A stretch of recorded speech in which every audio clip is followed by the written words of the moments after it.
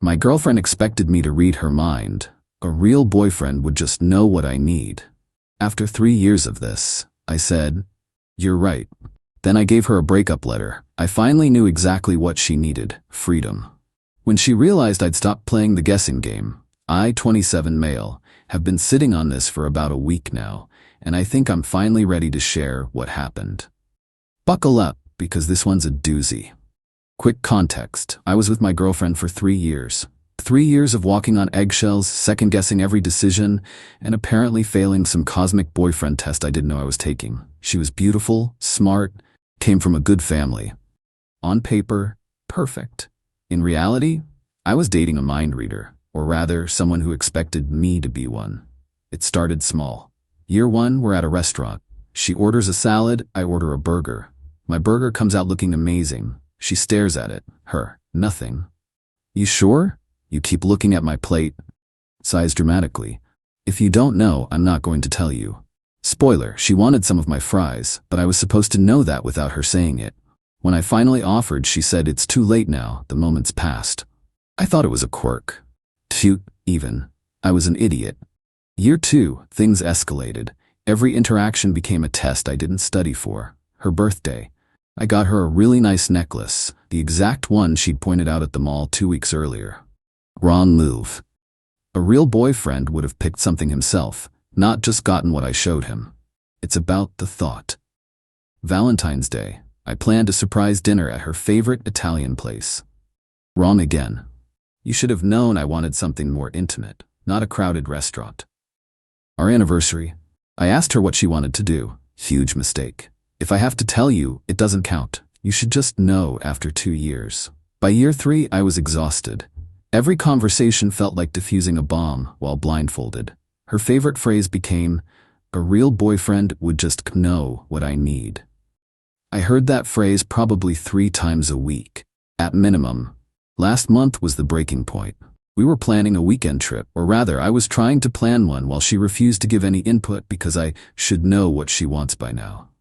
Me, beach or mountains, just give me a direction here. Her, I shouldn't have to. 3 years together and you still don't understand me? I understand you fine, I just want to make sure we both enjoy this. This is the problem. You don't pay attention. You don't care enough to just know. I sat there staring at her and something just clicked off, like a light switch. 3 years of trying to read a book with blank pages. 3 years of being wrong no matter what I did. I said quietly, "You're right." She blinked, surprised. Usually I'd argue, try to explain, apologize. Not this time. "You're absolutely right," I continued. "I should just know." She looked suspicious but also a little smug. "Finally, thank you for admitting, and I finally do know something. I know exactly what you need." I stood up, went to my desk, and pulled out a letter I'd written 2 nights before during one of her silent treatments. She was mad I'd bought the wrong brand of coffee creamer. I should have known she'd switched preferences. I handed it to her. "What's this?" she asked. "What you need. Freedom. From a boyfriend who can never get it right." The letter was simple. 3 paragraphs. No drama, no blame, just facts. We weren't compatible. I couldn't be the mind reader she needed. I wished her well, finding someone who could meet her expectations, because I clearly couldn't. She read it again, then looked up at me with this expression I'd never seen before. Genuine shock. "You're breaking up with me? In a letter?" I figured you'd want me to just know this was the right way to do it. No need to discuss. A real boyfriend would just know, right? She started crying. "You can't be serious over something this small." "It's not small. It's 3 years of never being good enough no matter how hard I try. I'm done guessing." I grabbed my jacket and left. Stayed at my buddy's place that night. Thought that was the end of it. It was just the beginning. Update 1 week later. So the fallout from the breakup letter has been something else. First 48 hours were relatively quiet. She texted a few times, ranging from, "We need to talk," to, "You're being dramatic," to, "I can't believe you're throwing away 3 years over nothing." I didn't respond to any of them. Then her mom called me. Her mom has always liked me. Saw me as the stable one who'd eventually propose and give her grandkids. So when she called, I actually answered. "Sweetie, what's going on? My daughter's a mess." With respect, I think you should talk to her about that. She says you broke up with her over a coffee creamer? I almost laughed. Of course that's how she framed it. That's not accurate. It was 3 years of being expected to read her mind and being punished when I couldn't. Oh, honey, that's just how she is. You know women, we want our men to pay attention.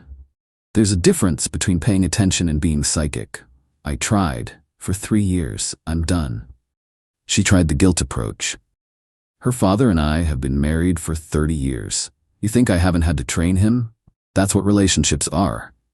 Training implies someone tells you what to do. She never told me anything. Just got mad when I didn't magically know. Well, maybe if you'd tried harder? Goodbye. Please don't call again. Thought that was bad. Day 4, her sister shows up at my apartment. I'd moved back in since it was my lease, and my ex had gone to stay with a friend. Her sister is intense.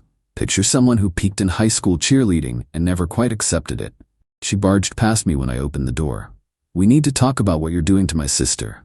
I'm not doing anything to her. I ended a relationship. With a letter? Do you have any idea how humiliating that is? Should I have just known the right way to do it? Because that was kind of the point. She didn't appreciate the joke. You're ruining her life. She's been crying for days. She can't eat. She can't sleep. That's unfortunate, but it's not my responsibility anymore. She loved you. She was going to say yes when you proposed. I stared at her. I was never going to propose. Her face went white. What? I realized about 6 months ago that I couldn't marry someone who made me feel a constant disappointment. The only reason I stayed this long was because I kept hoping things would change. They didn't. You led her on for 6 months? No, I tried for 6 months to make it work. There's a difference. She stormed out, calling me every name in the book. Heartless was the nicest one. But here's where it gets interesting. Day 6, I get a call from my landlord. Apparently my ex had called him claiming I'd illegally evicted her from the apartment. She wanted him to let her back in while I was at work. Lucky for me, my landlord is a stand-up guy. He pulled the lease. Son, her name ain't on here. She's got no claim. I told her to take it up with you or the police. And if the police come, I'll show them the same paperwork. You're good. She actually did call the cops. 2 officers showed up at my door that evening. Explained the situation calmly, showed them the lease, showed them texts proving she'd left voluntarily to stay with a friend, and pointed out she'd never paid rent or been added to the lease in 3 years. The older cop nodded. Sir, this is a civil matter. She can come get her belongings with your agreement, but she has no legal right to the residence. The younger cop looked a little more sympathetic to her. She was outside in the hallway doing her best victim performance, but even he couldn't argue with paperwork. She had to schedule a time to pick up her stuff. I gave her 2 options: Saturday between 10 a.m. and 2 p.m., or Sunday same times. She wanted to come at 9 p.m. on a weekday, because that works best for her. I should have known that, apparently. I said no, weekend only. She could bring people to help, but I'd be there the entire time. My apartment, my rules. She chose Sunday. I spent Saturday packing her things into boxes, found some stuff I'd forgotten about, clothes she'd left, books, her extensive skincare collection that took up half my bathroom counter. Boxed it all. Then I found the journal. It was wedged behind the nightstand, must have fallen. Normally I wouldn't read someone's private journal, but curiosity got me, especially after a page fell open to an entry from about a year ago.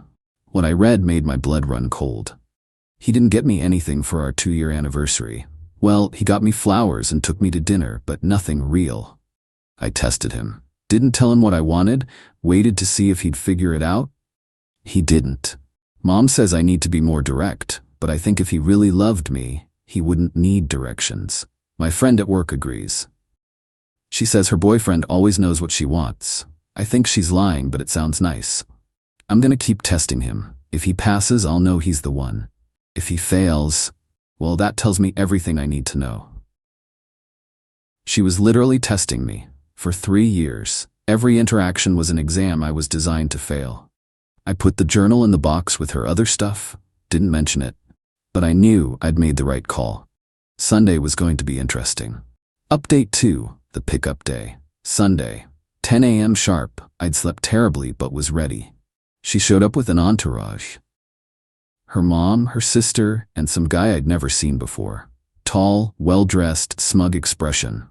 I later learned he was her work friend, the one whose boyfriend supposedly always knew what she wanted. Turns out he wasn't a work friend, but we'll get to that. I opened the door, but kept my foot behind it. You can come in, they wait in the hallway. Her mom immediately started, "This is ridiculous. We're here to help." "I'm sure you are, but this is my apartment, and I'm not comfortable with a group of people I didn't invite." She comes in, gets her stuff, and leaves. My ex rolled her eyes. "You're being so petty." "I'm being practical. 15 minutes. Everything's in boxes by the door." The guy spoke up. "Bro, just let us help carry things. We're not gonna steal anything. I don't know you, and I'm not your bro." He smirked. "She said you were like this." "Like what? Reasonable?" My ex put her hand on his arm, in front of me. "It's fine. I'll handle it." She came in. I'd stacked the boxes near the entrance, clearly organized. She immediately started going through them. "Where's my blue sweater?" "It's in the second box." I labeled everything. "I don't see my hairdryer." "Third box, bottom left, it's in a plastic bag." "What about my—" "If you'd actually look through the boxes, you'd find everything." I was thorough. She made a show of opening every single box, inspecting contents like I'd somehow sabotaged her belongings. Every few seconds she'd look up at me with this wounded expression. Classic. Then she found the journal. Her face went pale. She glanced at me, then back at the journal, then at me again. "Did you read this?" "It fell open. I saw enough." "That's private. You left it in my apartment, in my bedroom, for a year." Her sister appeared in the doorway. "Everything okay?" My ex shoved the journal in her purse. "Fine, let's just go." But she wasn't done. Never was. "I want the TV." I looked at her. "Excuse me?" "The TV in the living room. I helped pay for it." "You helped pay by buying pizza the night I purchased it with my credit card. That's not how ownership works." "I have receipts. We were a couple. Everything was shared." "Show me the receipts for the TV. Your name, your payment." She couldn't, because there weren't any. Her mom tried next. "Morally, she contributed to this household. She deserves something. She lived here rent-free for 2.5 years. I'd say she got plenty." The guy in the hallway laughed. Actually laughed. "Damn, she told me you were a pushover. This is disappointing." My ex shot him a look that could kill. "Shut up." And there it was, the mask slipping. I looked at him, then at her. "Is this why you're so eager to leave? Got your next chapter already lined up?" "That's not. We're just friends." "Right? Friends who touch each other's arms and show up together at 10 a.m. on a Sunday." The guy shrugged. "We've been talking for a few months. She said you were basically over anyway." Her face went from pale to red. "Can we not do this right now?" Her sister's jaw dropped. "Wait, you and him? Since when?" "It's not like that." I held up my hand. "I genuinely don't care. Take your stuff and leave. We're done here." But of course there was more drama. There's always more drama. As they were loading boxes into his car, oh yeah, she'd brought her new guy's car to move out of her old boyfriend's apartment. My neighbor came out to grab his mail. He's an older guy, retired, knows everyone's business because he's always on his porch. Sweet man, always gave me good advice about life. He looked at the scene, my ex crying, performance tears by this point. Her mom glaring at me, her sister looking confused, and some random dude loading boxes. "Everything all right?" he asked me. "Just fine. Breakup stuff." He nodded sagely. "Saw this coming. Good for you, son." My ex's mom. "Excuse me? Who are you?" He looked at her calmly. "I'm the neighbor who heard her screaming at him through the walls for 3 years about things that didn't make any sense. He's a patient man. Glad he finally figured it out." I could have kissed that old man. They left. I thought it was over. It was not over. Update 3. 2 weeks later, final update. 2 weeks of relative peace. Then she struck again, but not in the way I expected. I got a text from a number I didn't recognize. "Hey, this is her friend's name. We need to talk about what you did to her." I didn't respond. Blocked the number. Got another text from a different number. "She's telling everyone you were emotionally abusive. You should know." That one I kept. Screenshot. Saved. Then my mom called me. My mom. "Honey, did something happen with your girlfriend?" Ex-girlfriend. "And yes, I broke up with her about 3 weeks ago." Pause. "Her mother called me." "She what?" "Said you'd been cruel." Said you threw her out with nothing. Said you humiliated her in front of family. I was shaking. Literally shaking. The audacity of going to my mother. Mom, none of that is true. She lived in my apartment rent-free for years. I packed her things carefully. She brought people to help move, including the guy she's apparently been seeing for months. I figured it was nonsense. You're not a cruel person. But I wanted you to hear it from me that they're talking. Let them talk. I have documentation of everything. Documentation? Texts, photos of the packed boxes, my landlord's statement, the police report from when she tried to claim I illegally evicted her. I'm covered. My mom was quiet for a moment. Then, good boy. I raised you right. But here's where the karma comes in. Remember the guy? The work friend with the car? Turns out he wasn't just a work friend. He was a work colleague, as in, same department, same team. And their company has a strict policy about relationships between team members requiring disclosure to HR. Neither of them had disclosed. How do I know this? Because her sister, yeah, the one who stormed into my apartment, actually reached out to me. Apparently she'd been feeling guilty about the whole situation. The journal thing had been bothering her. She asked what I'd read. I told her. The testing. The deliberate exams designed for me to fail. She went quiet. Then she said, she does that with everyone. Tested me, tested our parents, tested friends. Most people eventually snap at her. You lasted longer than anyone. Great, so I won a prize for tolerating manipulation the longest. I'm not excusing it. I'm sorry. I didn't know it was that bad. Then she dropped the real news. My ex and her new guy had been caught at work. Not romantically, that would have been too simple. No, they'd been caught fudging expense reports, using company cards for personal dinners and labeling them as client meetings. When HR started investigating the financial stuff, the relationship came out too. Company policy requires disclosure. Neither had disclosed. Both were now on administrative leave pending review. I didn't gloat. I genuinely didn't. But I'd be lying if I said there wasn't some satisfaction in knowing that her pattern of deception extended beyond just me. But here's the part that really got me. Her sister told me that after the HR investigation started, my ex had tried to blame it on the guy, said he had been the one doing the expense fraud, and she was just a victim who didn't know what was happening. She tried to throw him under the bus to save herself. He didn't take it well. He showed HR the text messages between them, where she had been the one suggesting which dinners to expense, which receipts to fake. Both of them are probably getting fired. Neither can use the other as a reference. And their relationship is apparently already falling apart under the pressure. Meanwhile, I'm here, in my apartment, watching whatever I want on my TV that I paid for, eating whatever coffee creamer I prefer, not walking on eggshells, not trying to pass invisible tests. Last week I ran into my old neighbor, the one who'd witnessed the move-out drama. He invited me over for a beer on his porch. You look better, he said. I feel better. You know what my late wife used to say? A good partner tells you what they need. A bad partner punishes you for not guessing. I raised my beer to that. Do I miss her? Sometimes. Not the real her, the version of her I thought existed when we first started dating. The one who laughed at my jokes and seemed to appreciate my effort. But that person was never really there. It was just the version she showed me before the testing started. I'm not dating anyone right now. Probably won't for a while. My therapist, yeah, I finally started seeing one, says I need to work on recognizing red flags earlier. Apparently, the "if you really loved me, you'd just know" thing is textbook emotional manipulation. Who knew? Well, everyone except me, apparently. My ex has tried to contact me twice since the HR thing exploded. Once through her sister, who refused to pass along the message, once through a social media DM from a burner account. Both messages were variations of, "This is all your fault." I didn't respond to either. Here's my takeaway. You can't win a game where the rules are hidden and change every time you play. You can only choose to stop playing. I finally knew exactly what she needed. She needed someone to stop enabling her tests and her tantrums and her expectation that love means mind reading. She needed freedom. And honestly, so did I. Thanks for reading. Time to go live my life without a scorecard I never asked for. Peace out, Reddit.